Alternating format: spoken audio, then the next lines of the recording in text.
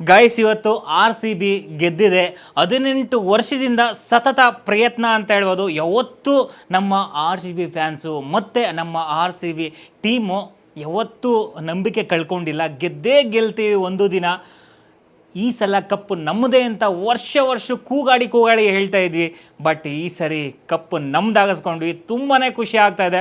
ನಮ್ಮ ಚಿಂಟು ಅಂತೂ ಸಖತ್ ಸೈಲೆಂಟ್ ಆಗ್ಬಿಟ್ಟ. ಆ್ಯಕ್ಚುಲಿ ಅವನು ಕಣ್ಣೀರೇ ಇಟ್ಬಿಟ್ಟ ಅಂತ ಹೇಳ್ಬೋದು, ಅಷ್ಟು ಭಾವುಕ ಆಗಿದ್ದ.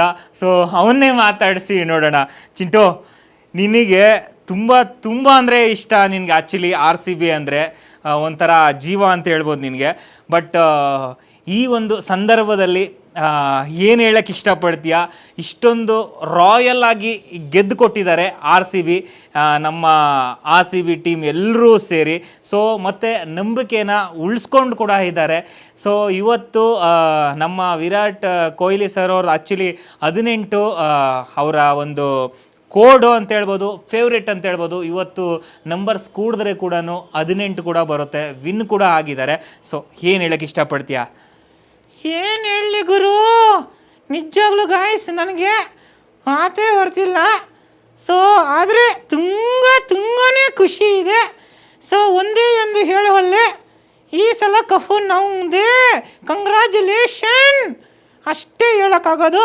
ಅಷ್ಟು ವಾಯಿಗೆ ಬಂದಿತ್ತು ಗುರು ನನಗೆ. ಅಯ್ಯಯ್ಯೋ ಏನಪ್ಪ ಇದು ಅಂತ.